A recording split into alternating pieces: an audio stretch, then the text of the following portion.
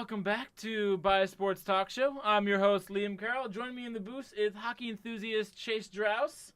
We were playing whale noises before this. He's had a long day. And the losing team's fan, 76ers, Ben Snyder. What's up, Boston? You should see him right now. He is decked out in all Sixers gear, which I don't blame him. Sixers have had a phenomenal year, but jumping right into it. We can't right trust now, the process anymore. We can't trust the process. Totally trust the process. Are you kidding me? They're still young. We'll keep trusting the process. They for were now, a seller team 2 years ago, and now they're like one of the best teams in the East. I give props to the Sixers, but my Celtics are just doing better. In case you're wondering, Game 4 for the Celtics game is on right now. Celtics currently lead 3-0, and right now Philadelphia is winning 39-38 in the second quarter 40 to 38 of the game. All right, it's close enough, but anyway, I want to jump into it for our last show of the year. Yes, unfortunately, this is the last show. Next week starts finals, so everyone has to focus on that and not listen to this. But right now, as the aforementioned, Celtics are leading the Sixers right now in the series 3-0. Now, this was something a lot of people predicted could not happen. I mean, even up front, people were saying, "Oh, Celtics are gonna get knocked out by the Bucks," and even now, a lot of people were saying Sixers were going to beat the Celtics. Ben, just whenever you're ready for that, he's got something to play for us. Yeah, so let's flash back 1 week ago to our show last week. All right, so Sixers, Celtics. Sixers in 4. Savannah, that's a very bold statement. And we got a fight here. We got a fight! Yo, let them throw punches! Seriously, come on! In case you're wondering, I am not missing Game 4, so I'm actually just going to be flashing into it during it. But it will not affect how...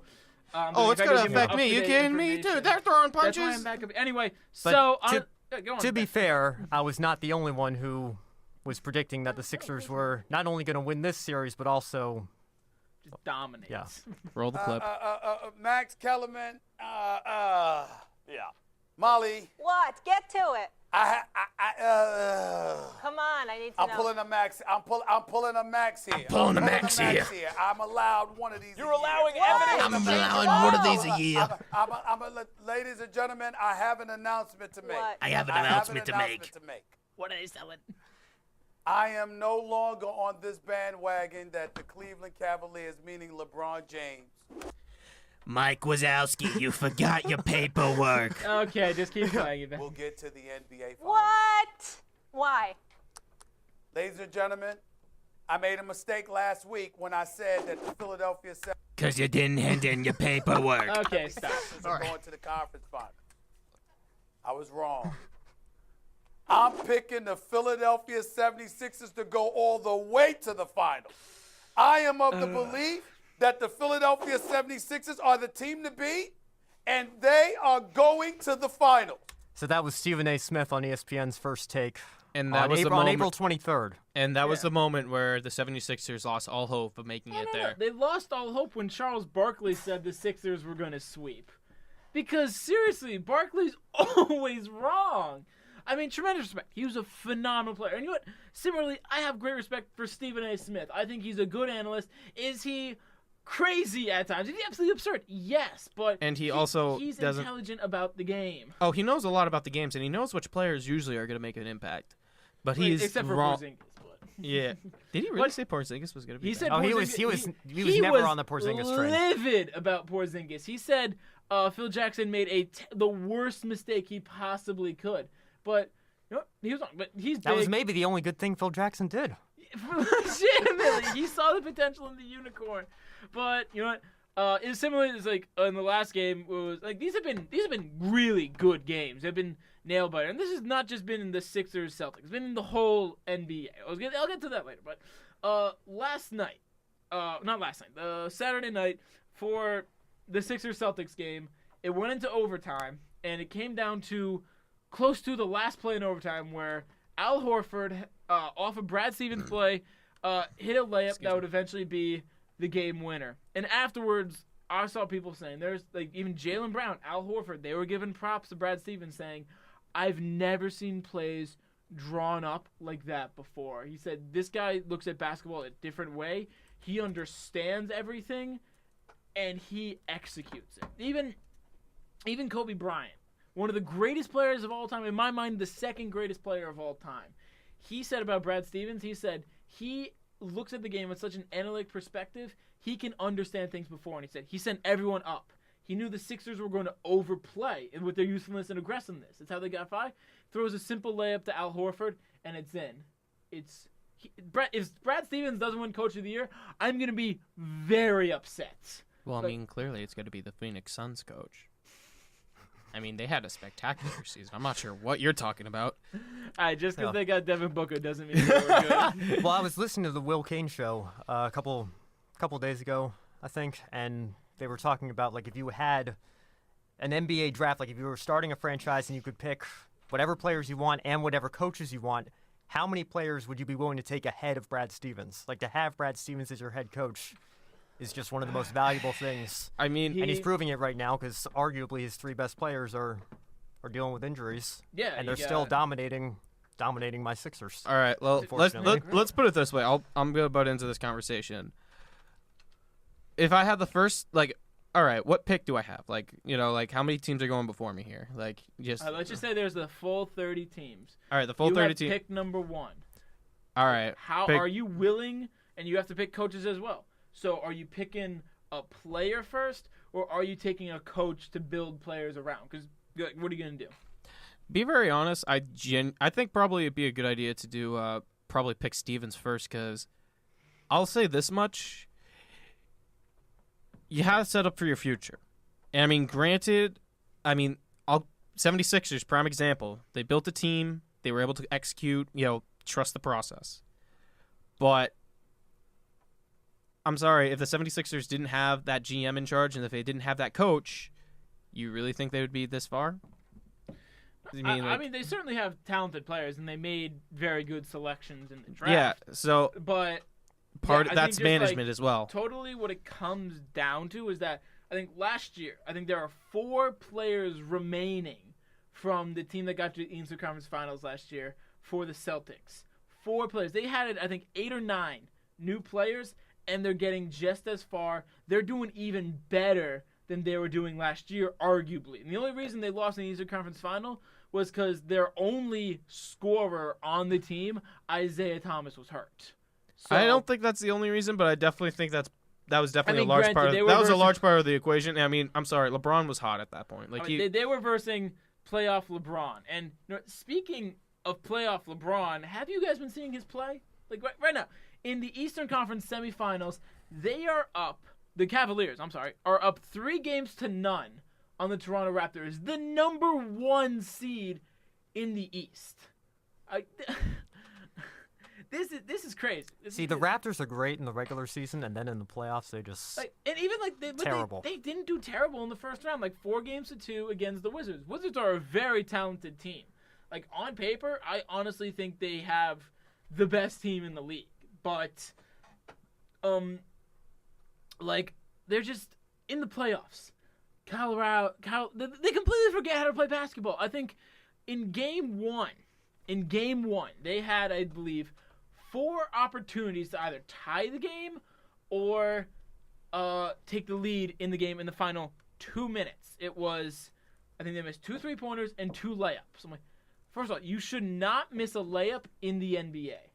I mean, granted, I understand if there's contact or not, but you're a professional player, you should not miss a layup. And 3-pointers, if you're a 3-point shooter, you gotta hit them, especially late in the game. But they cannot close out basketball games. I mean, granted, LeBron James is playing out of his mind. I think his averages right now are 34.5 points per game, 8.9 assists a game, and 9.8 rebounds a game. He's now averaging nearly a triple-double in the playoffs. He's playing the greatest basketball I personally have ever witnessed. So, can it even be a surprise that the Raptors are down right now? One player should not dictate an entire series. That's true with any team sport. All right? Granted, I mean, you got to look at the other factors of this series. Kevin Love is playing phenomenal. He's being that solid, Not particularly. He scored 31 points in Game 3, That's the first time any Cavaliers player has 31 in scored. Game 2. Yeah, game 2. 21 in Game 3. Yeah, but that's the first time another Cavaliers player had scored over 30 points in the entire playoffs. But of course, besides LeBron James. But, yeah, it's just it's one of those things. Kevin Love is playing such a small role on the Cavs. Like when he was with the Timberwolves, he was undoubtedly the best big man in the game. He could knock down threes at 40%.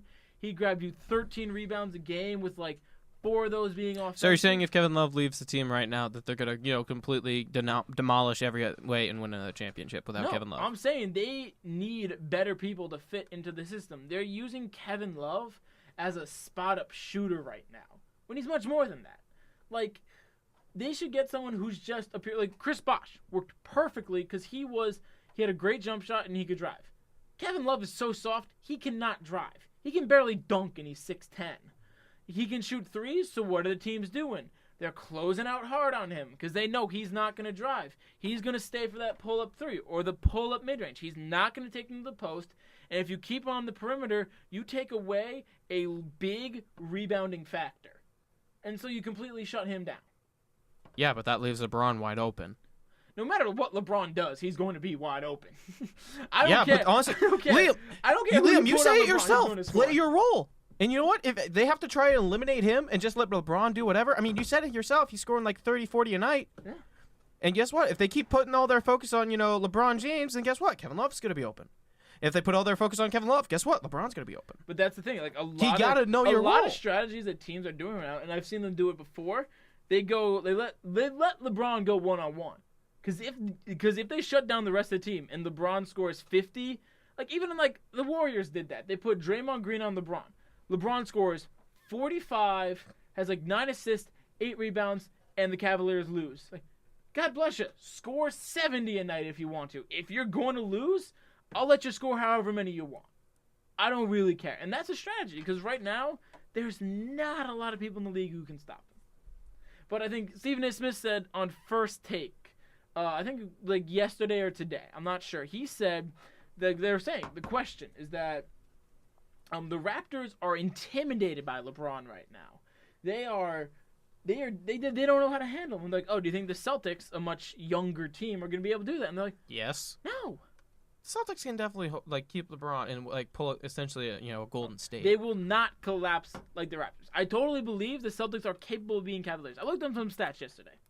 Versus the Celtics this year, LeBron James is averaging 24.5 points per game, well below his average usually. And his rebounds and assists are down across the board.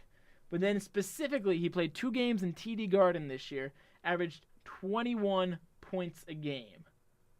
So I'm saying if LeBron can't play, the Celtics know how to stop him. I think right now they got 2 guys who can definitively hold LeBron. I mean, obviously there's no stopping LeBron. They can hold him. It's Marcus Smart, but that's not ideal because he's not as big as LeBron. He's got LeBron's got 4 inches on him and probably 30, 40 pounds. Or you can go with Jaylen Brown, who has the height but not quite the weight, but he's just as quick as LeBron.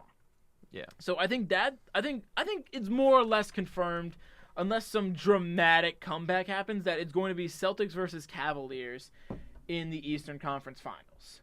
Unless something dramatic happens. I really want to see Celtics Raptors because I feel like that's going to be a more entertaining series than LeBron and the Cavs. Yeah, plus it'll be easier for the Celtics. It's not even the fact that it'd be easier because honestly I don't think the Raptors against the Celtics it's not going to be a walk in the park. I can tell you that right now. It's not going to be a walk in the park. But it's going to be a more entertaining series because it's getting to the point where it's LeBron's dropping 40 a night, but honestly it's starting to I'll give him credit. This season, he has definitely been branching out his game, doing a lot more, a lot different of things. But beforehand, LeBron was kind of a one-trick pony. He would score, he would pull off these crazy plays, but it's just all right, yeah, we get it.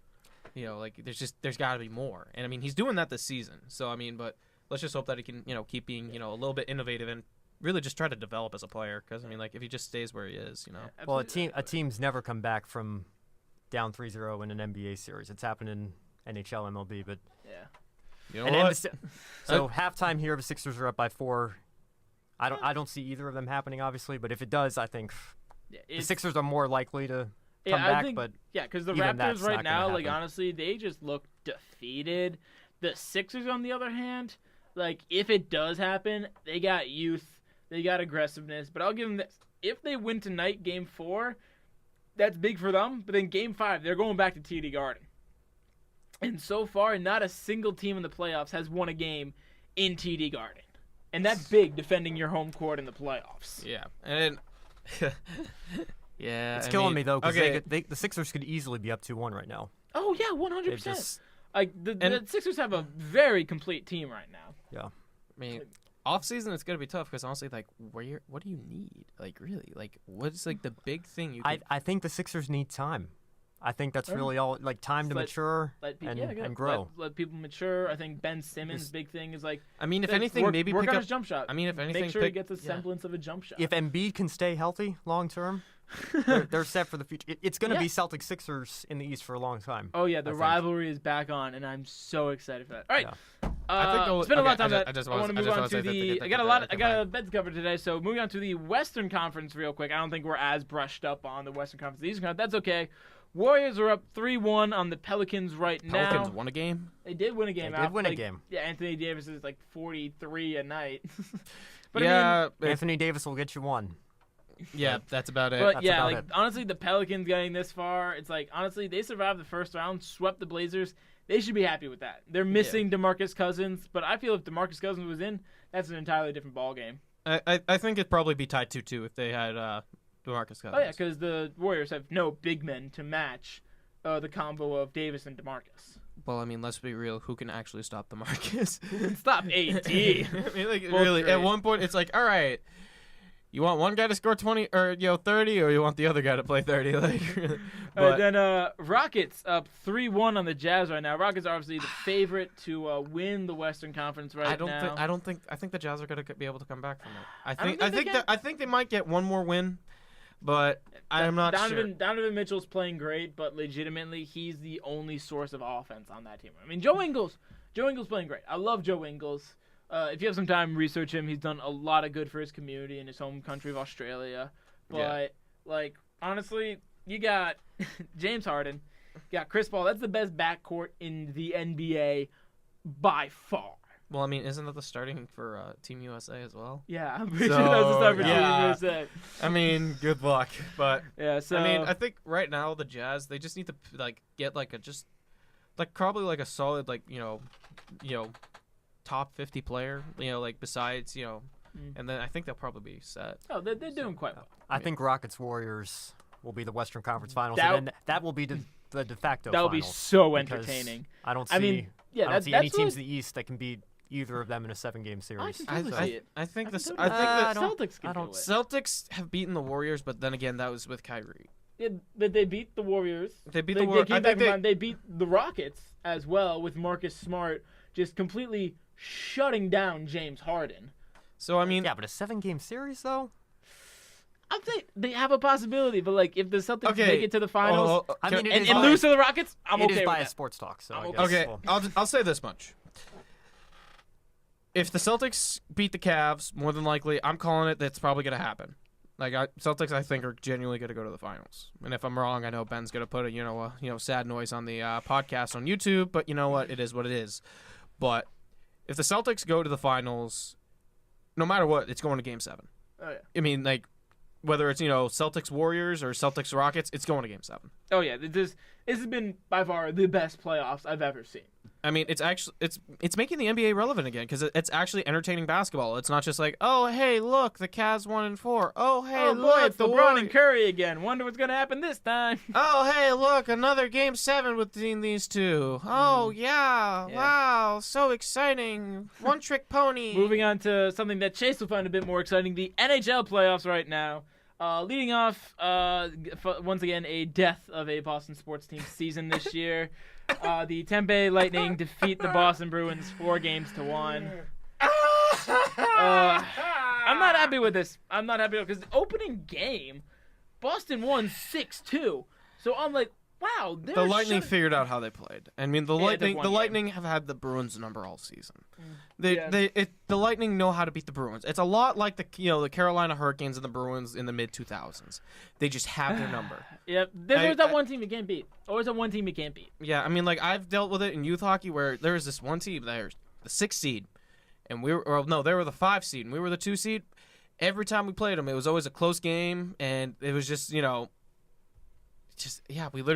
we played our hearts out and we just could not get a win against them. But it's unfortunate. I mean, honestly, I consider this a pretty disappointing season for the Bruins because they had, I think, one of the best seasons in recent memory. Came in as a pretty high seed in the NHL, and then to lose in the second round to the number 1 team in the league. I mean, granted, yes, but still, it's kind of like we kind of wanted more from this season. Well, yeah, of course you did. It's hockey. Literally, if you don't go home with a championship, I mean, how many videos have you seen of, NBA or not even NHL players, they don't get medals, but like, Olympic hockey players, whenever they get a bronze or silver medal, they literally just throw it out, Yeah. I mean, like everyone hockey wants is, win or go home, and most of the time when you go home without a win, you're pretty upset.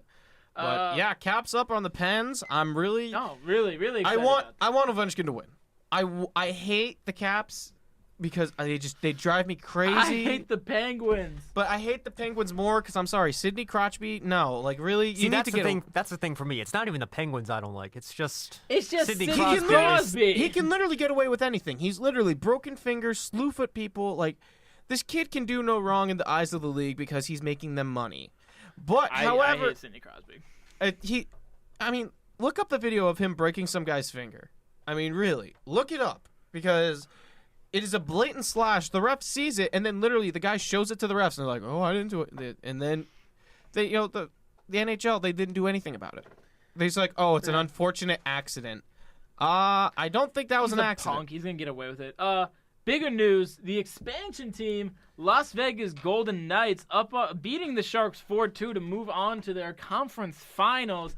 This is the first of all, an expansion team in any sport has never made the playoffs, let alone get to the conference finals. I mean, I'm calling it right now. I'm calling it Caps Knights. That's what it's gonna be. I'd love to see that. I would love to see that because you know what, Ovi's gonna be playing his heart out, and we're all gonna want to see Ovi win a cup. And then again, there's Vegas, and we really want to see them win a cup. I would rather see an expansion team win than Ovechkin. That'd be so cool. I mean, and I don't hate Ovechkin by any means, but to see an expansion team win a championship in their first year would be absolutely incredible. And think about it this way. With all that Las Vegas has gone through, and I mean, we've talked about it where it's, like the whole, like, a tragedy happens, with a sports team and they just do phenomenal. I mean, it happened with the Bruins. It happened with the Patriots. It's happened with a lot of different teams.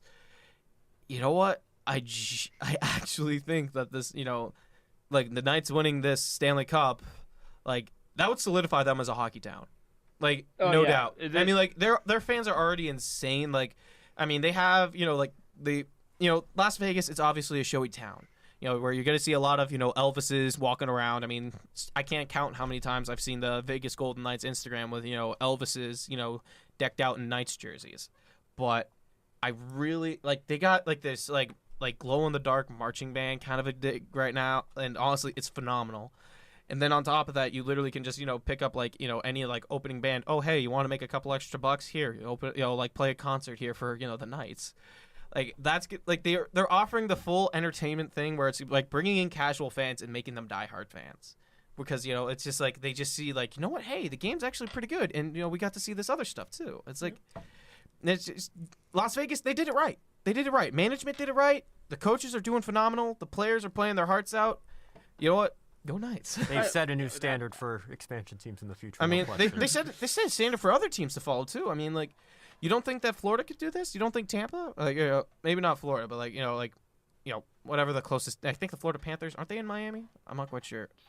I think so. I mean, seriously, you can't get I'm not quite sure. I'm not sure which one's closer to Miami, but seriously, you tell me you can't pick up some local artists to go play there. I mean, even Boston kind of does this with Dropkick Murphys. So I mean, yeah, okay, but I mean, yeah, it's really they've done a lot, and the NBA, I really don't know what they do for halftime shows. I've never seen them. Like I've know there's been this to a one few lady NBA who games, and there's like a woman who like tosses balls on top of. Yeah, her. that's cool. about. I mean, don't get me wrong. Besides that, they have like youth basketball games and like dunk shows. The Sixers games that I've been to, they usually just have a bunch of kids come out, play for 10 minutes, and yeah, it's really boring. You kind of just like go to the bathroom, just like kind of just get something to eat or something. It's really boring. All right, and then the last series, the Winnipeg Jets are up 3-2 on the Nashville Predators. Team Jericho, let's go! I'm being honest. I don't even care about that series right now. It has It is an entertaining series. It is little to no It is effect on my entertaining. life. Like this is gonna create a rivalry. Like, Winnipeg is, like I know they're not a new team. Like they've had like this, prestigious history beforehand, but this is the new Winnipeg. And Nashville is still a pretty young team compared to others. So I think this is going to create a rivalry. And I think this is going to, really, the NHL has just been just as entertaining as the NBA, in my opinion. Because, there have been so many back-and-forth series. The Bruins and the Maple Leafs, that was a phenomenal series. Mm. You look at Las Vegas, just being Las Vegas, you get, the Capitals playing, I think it was Caps Wild. No, who was playing the Wild? I think it was either Caps or Pittsburgh. I think it was the Avalanche. No, the Avs are playing the Preds, and that was actually pretty good to see. Colorado, like a lot of teams that you weren't expecting to do well actually didn't do that bad. Granted, the Avalanche lost. It was. We all knew it was going to happen. Pittsburgh was playing my Flyers. Yeah, and the Pittsburgh Flyers, Flyers put up a good fight. They Flyers did. put up a good fight. I'll give them that. They did. For what they have, the Flyers, essentially they just got to go through the processing because Claude Giroux is not going to be able to play forever, sadly. He's good. He's not good enough to win you a cup. No. And the next story, I saw this. I thought this was pretty interesting. ESPN hired analyst Chine Aguwamike. I'm so sorry for butchering that name. It's got a G as a second letter. I can't pronounce this. But for those who do not know, she currently plays guard for the Connecticut Suns, and she also just signed a contract with ESPN, becoming a full-time analyst. So whenever she's not playing in the WNBA, she would be an analyst for ESPN, I'm assuming, analyzing the NBA games and whatnot, telling what happened. And then in the on-season, she's playing for my Connecticut Sun. So I thought she becomes the first ever full-time athlete and full-time analyst. Actually, something I kind of want to bring up here. What if we did that with college athletes? Because you keep saying how, because you know what? You could technically label that as an internship. And, what? It's a paid internship. The NCAA, you know what? Hey, we'll have them apply and, just, seriously, what? I think it's a great idea, and I think the NCAA would shoot it down. Yeah, they probably would. Because they're so greedy. Really. I'm sorry. They gave these kids some money. And but see, here's the thing. It's not just giving them money because, oh, hey, look at me. I'm Johnny Manziel. I get money for doing basically Jack Daly squat. No, it's for breaking down plays. You could easily do this for even local sports broadcasting. And I'm sure it'd even help people understand the game more. So they're analyzing film all the time and looking at it, giving their opinion. But if you can't monetize your own YouTube videos that you edit and you upload and create, they're even college athletes, they're not allowed to work as a they can't even work at their dining service hall because then they'd be getting paid and that'd be unfair. I'm they're making minimum wage at their own college and they're not allowed to do that. Really, the NCAA needs to reform with what happens with student athletes. Because I can tell you this, I run track for Gordon College. We've established this many times. Yes. Ben runs track and runs cross country. Mm-hmm. I have a job. I'm pretty sure you have a job somewhere. I actually don't have a job right now. Oh, okay. Well, but see, here's the thing. I'm working, but I'm earning it. I have to get certified to be a lifeguard. I have to prove that I was able to be a lifeguard for Gordon, and I'm getting paid for it. So.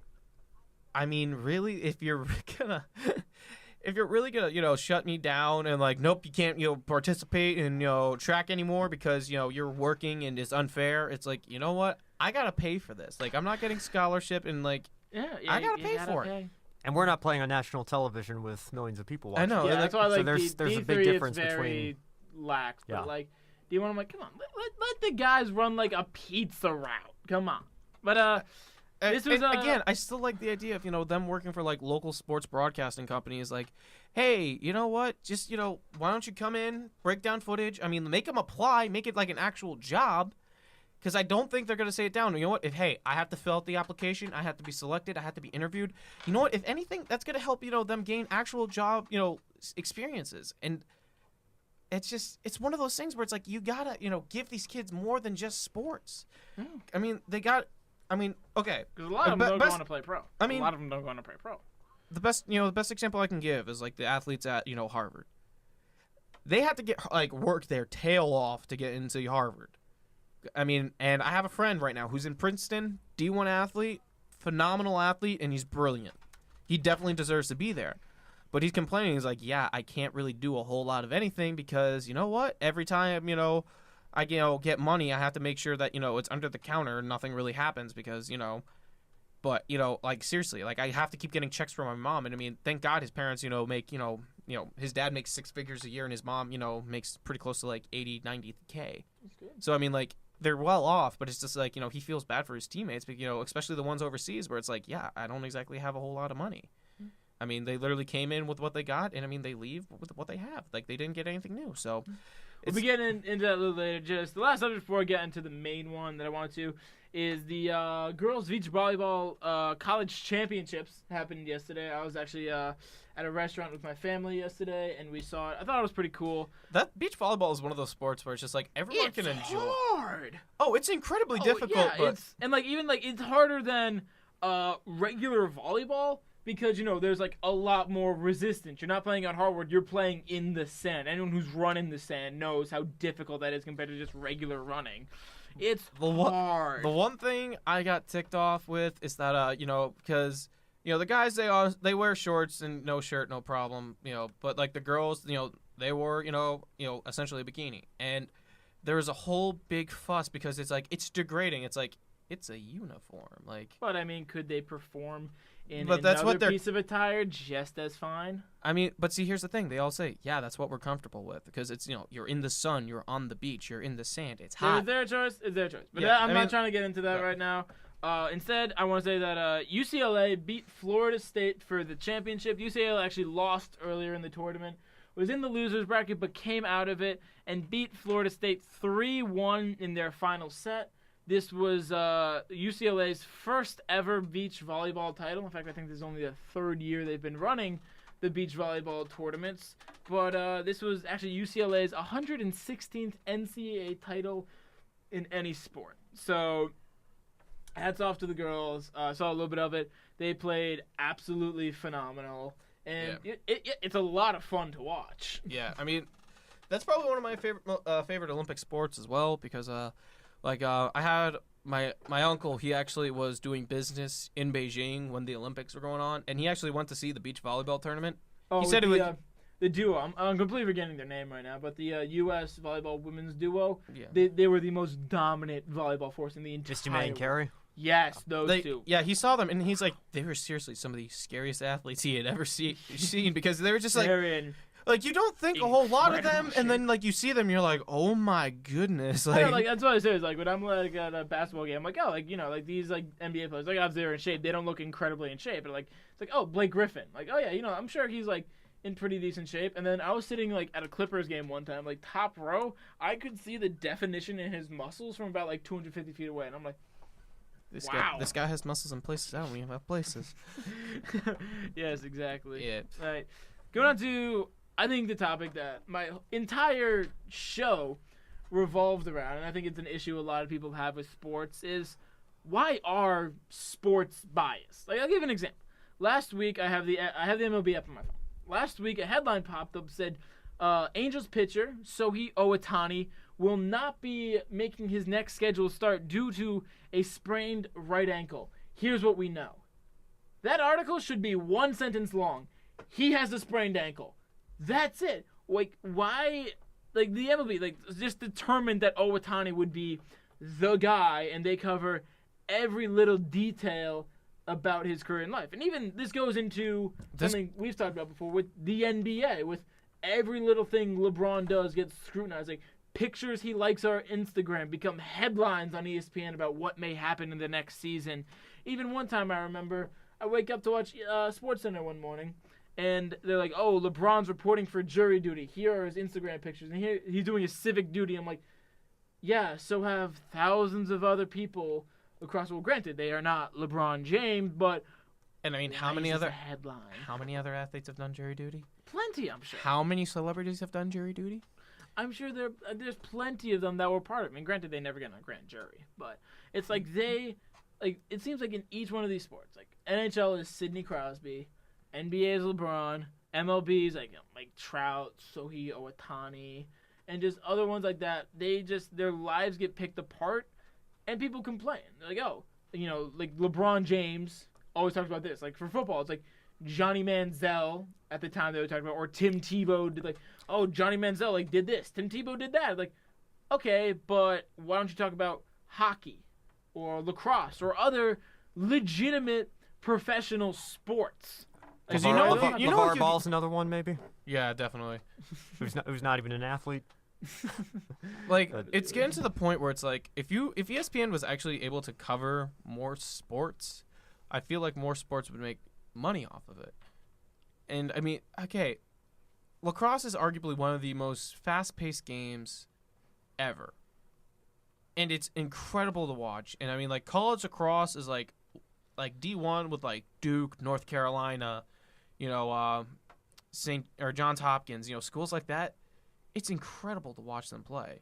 Oh yeah. But yet it's just like, oh yeah, we're playing this on ESPN, and it's like not really a whole lot of coverage. It's like ESPN 3. You got guys who barely know what they're talking about. They're, go pass here, and hey, nice shot, and go. It's like, well, why don't you get guys who know? There's guys that know lacrosse. There's no homepage for lacrosse on ESPN. Yeah, exactly. Like, homepages. We got. Why do we have WWE on? WWE is not a sport. Okay. There's a page for esports, but not lacrosse. Lacrosse is nowhere to be found. There are plenty of talented and different athletes and sports out there. Why are they not covered? Like, I barely hear anything about the WNBA, but I've watched a few games, and though it's different from the NBA, it's still a very entertaining game. Like, women's college basketball. Like, men's get scrutinized down to the last detail. And they always talk about Duke, North Carolina. And then, like, WNBA, like, the they WNBA talk about tournament UConn. is just as insane. You're like, oh, UConn here, and, like, look what they did, and, like, the Tennessee Volunteers. And I'm like, are you seeing what, like, Mississippi is doing right now? Are you seeing what Notre Dame is doing right now?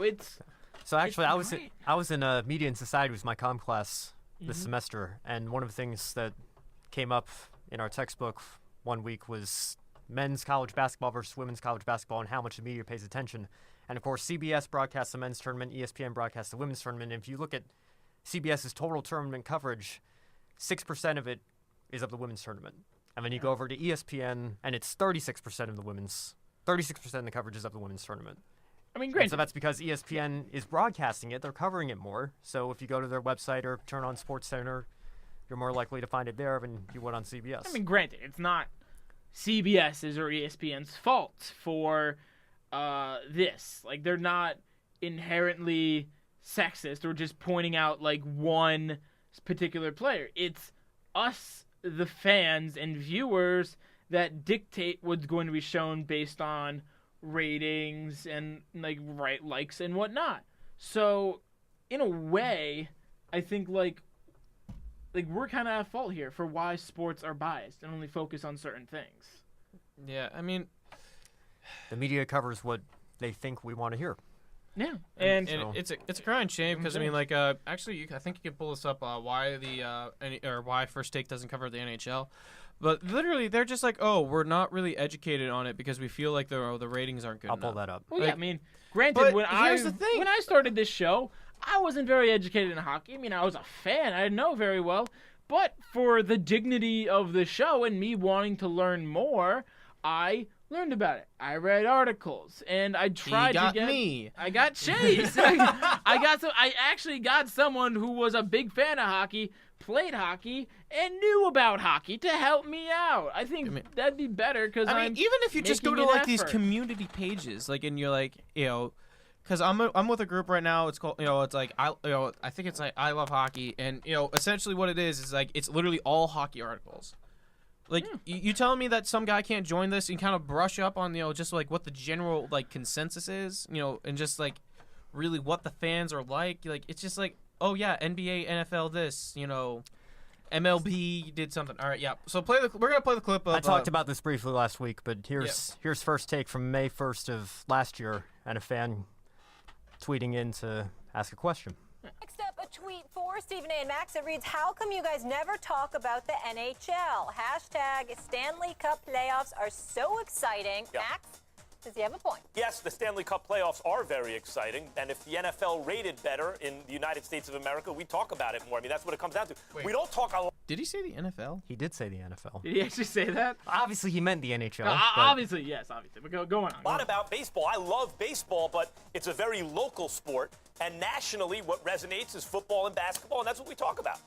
We talk about what resonates with the fans, what they clamor for. That's how we that's how we decide what we're going to talk about. And also, we have to be honest enough. Damn it, I'm not going to speak for Max. I'm going to speak for myself. I don't know too much about hockey. I'm not going to lie to anybody about that. Me talking about hockey is a stretch, and I do not lie to my viewers. So you're what I heard right there is like, I don't know enough about it, so I don't talk about it. So you don't educate yourself on it? You don't simply care enough. I mean, granted, even if you commit 5 minutes, you have 5 minutes at the end of a show to try, or even just in the middle, just do oh hey, NHL roundup, just do this real quick, where it's just like spit facts about the NHL, like, oh hey, this person scored this, like these were the top 3 players of the week, what's your thoughts, what are big stories? But even during the finals, which go on pretty much at the same time. Obviously, the NBA's on one night, the NHL's on another night, but it's all Warriors, Cavs all the time. And maybe, here's a free agent signing in the NFL. Here's a quick update on the MLB. NHL gets no coverage whatsoever. And it may not be exciting to some people, but I don't mind sitting through 10 minutes of hockey to hear about it. In fact, it'd be quite interesting, and I think that would bring in a bigger fan base about it. I've tried to cover a lot of sports, because granted, I could talk about the NBA all day. I could talk about the NFL, MLB all day without question, but there are more interests out there. I've tried to talk about swimming a little bit, the Olympics, NHL, and just general sport news that I found interesting. And I'm going to be honest, I love NBC's coverage of the NHL. I think they do a phenomenal job. Doc Emmerich's one of the best play-by-play guys in all of sports. He actually has won multiple awards for that. Yeah, he's fantastic. But starting a few seasons ago, NBC, and I don't know if this is to promote NBCSN, try to get it to the same level of ESPN or an FS1 or whatever, but games 3 and 4 of the Stanley Cup Final are on NBCSN. They're not on network television.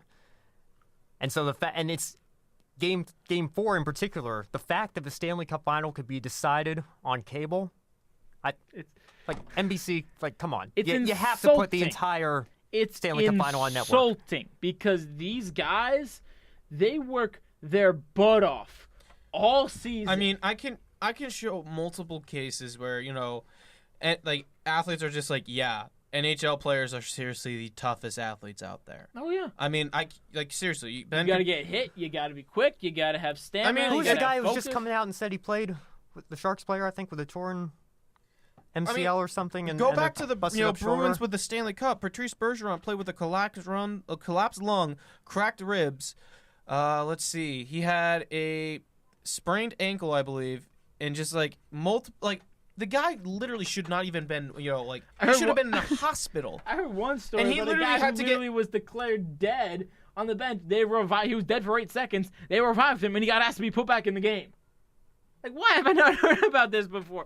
But half the time, on First Take and these other shows, they gotta talk about LeBron's legacy and who's the greatest, MJ or LeBron. I'm like, look, I feel like that topic. I love that topic. There's always fresh views. Everyone has their own takes, but it's been choked to death. Every little bit of it has been squeezed out, and I feel like it's not even substance anymore. It's just people talking for the sake of talking. All right. Yeah, so I got a video here. It's a video I found. I mean, If there is foul language, I do apologize. It's been a while since I've seen it, but pretty much what it is a guy who knew nothing about hockey went to a first hockey game, and he didn't even go to an NHL game. He went to an ECHL game, which is essentially the B League to the farm team to the NHL. So, not high quality players, but yeah, just listen to what he has to say. Here go 5 reasons why the hockey world might have a new fan. 5. I don't really know about watching hockey on TV, but I know if you go to a hockey game, the stuff they do in between periods and stuff, bruh, they give so much free stuff away, I kind of felt illegal walking out the arena. I'm telling you right now, they give away vouchers, they give away hamburger vouchers, they give away shirts, they give away sweaters you can wear at night, sweater you can cut off the arms in West Hood Gym if you want to. For that ticket price that I paid, you mean to tell me that I get to go home with a plethora of options? I can save some of this stuff for next Christmas? Plethora of Yes, options? son. Each other like by the collar, and then they just 1, 2. He's talking about 3, fighting. 4. In your mind, you be like, no, don't fight, because I don't want y'all to get injured, because I'm enjoying the game. But the other part of you be like, grab him, knock his head off, fight him back. Like, seriously? This is his first time going to a game, and he's just like, you know what? This was all right. Yeah. I mean, seriously, like, fun. it shows you that if, you know what, you expose people to the diversity of, different sports, it's gonna stick. I mean, like, I'm taking a rec activity analysis class right now. I had to coach tennis. I knew nothing about tennis, but yet, you know what? Tennis actually isn't that bad once you actually know what you're doing. I had to learn how to skateboard. I have no idea how to skateboard, but now I actually feel confident enough to try and learn. My high school senior year, I had never seen a soccer game before that. But a good friend of mine, Sean, he was on the soccer team. He's like, hey, you guys should come out and support us. I went. It was great. I had a lot of fun. I got kicked out of one game. The ref kicked the whole fan club out because the players were taunting us and we were taunting them back. So we got kicked out of the game. That was a lot of fun. I love doing that. And, like, I even went to their championship game. And you know what? A lot of soccer players showed up to my basketball state final. And we're like, what? We just support each other back and forth. And it's great. It just shows that, you know what? Once you're like field hockey, I've never paid attention to field hockey before, but I started watching it. I'm like, you know what? These are actually some pretty good athletes, and I mean, like the Gordon, field hockey team. For my knowledge, they actually did pretty good this season. And I mean, I know that they're kind of like a young team, and I know that they're like apparently like this the 2020 or the 2021 class is apparently one of the better classes for field hockey. So you know what?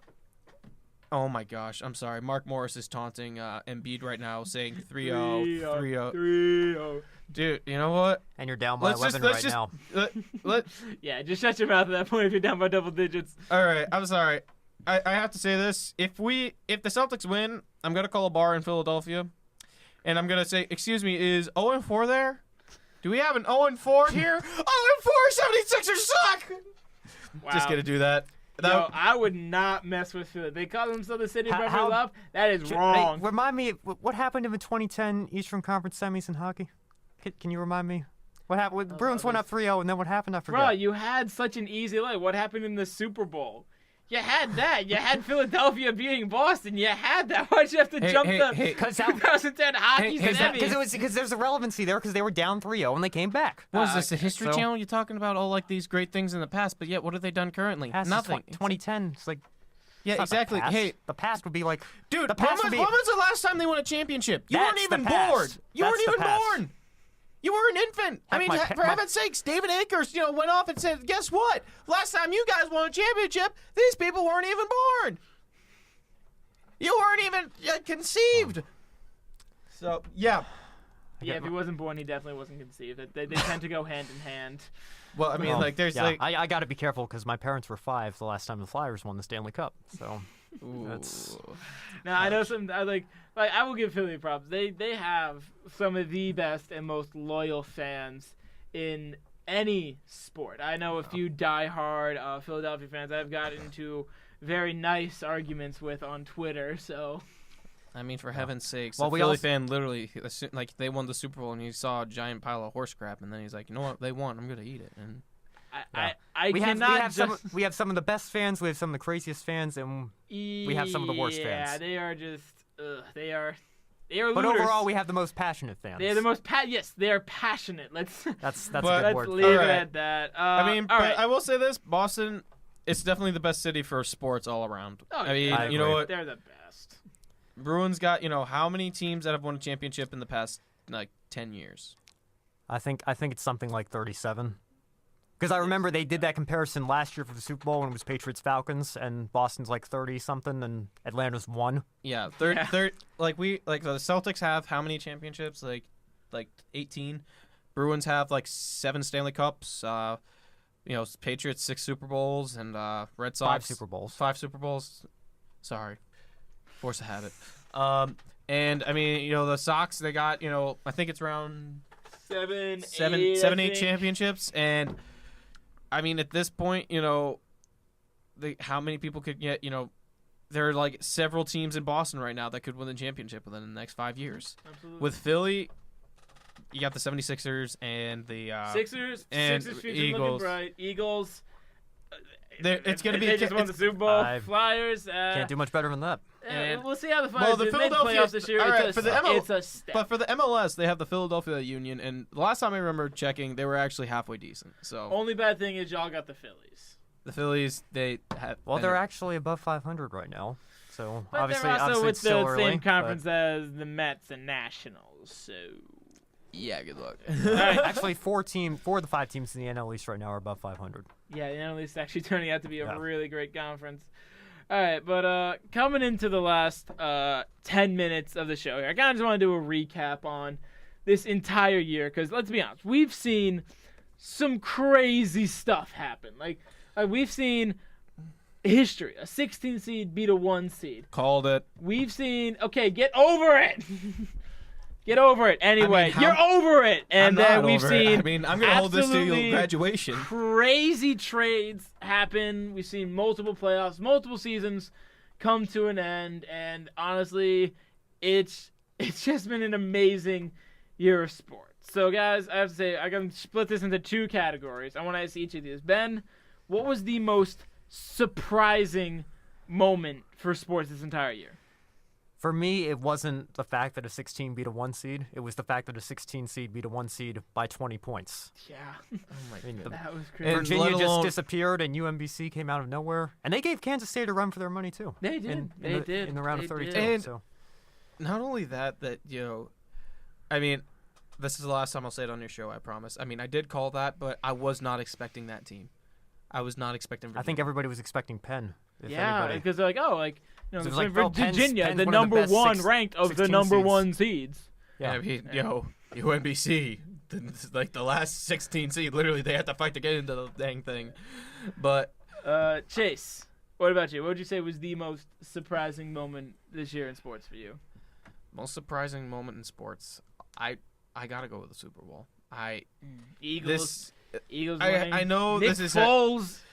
I was not it, Yeah. like well, the- not really the Eagles for me, just Nick Foles. I mean, in general, and I also gotta say, probably the other moment would be Minnesota beating New Orleans, because I was at an Applebee's watching that game, and I literally just saw that, and like they had this much time. I'm like, they're not going for a field goal. You know what?